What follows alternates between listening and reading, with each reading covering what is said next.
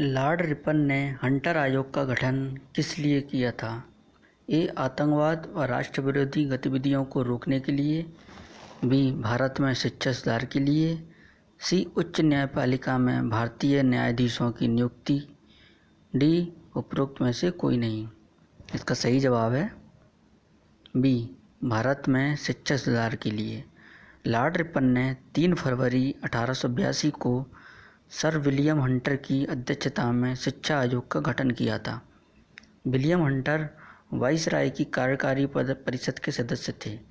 इस आयोग ने भारत में शिक्षा सुधार के लिए, प्रारंभिक शिक्षा व उच्च शिक्षा में सुधार के लिए कई महत्वपूर्ण सुझाव दिए। अगला प्रश्न है, भारतीय टंकण व कागजी मुद्रा अधिनियम किस वाइसराय ने पारित किया था? A. Lord Minto. B. Lord Hardinge. C. Lord Curzon. D. Lord Dufferin. इसका सही जवाब है सी. Lord Curzon.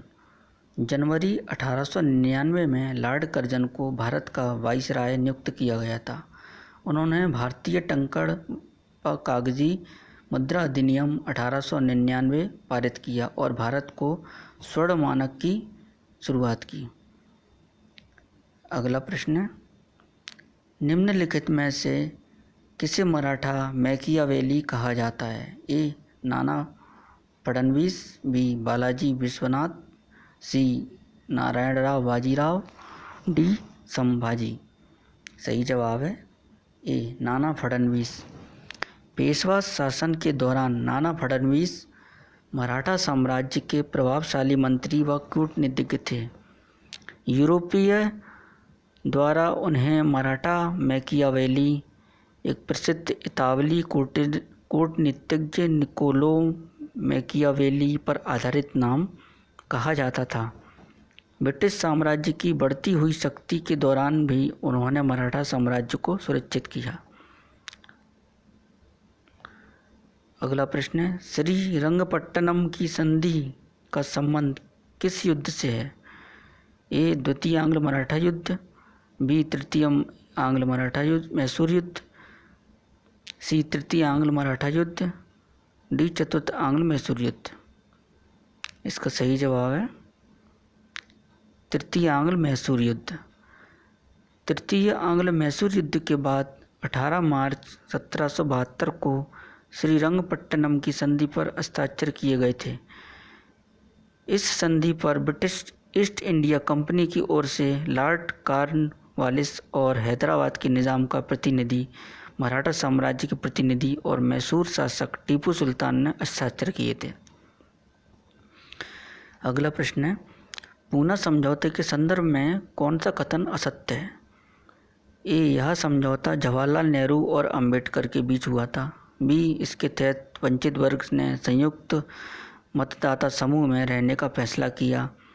सी. प्रांतीय विधानपालिकाओं में वंचित वर्ग को सीटें आरक्षित की गईं। डी.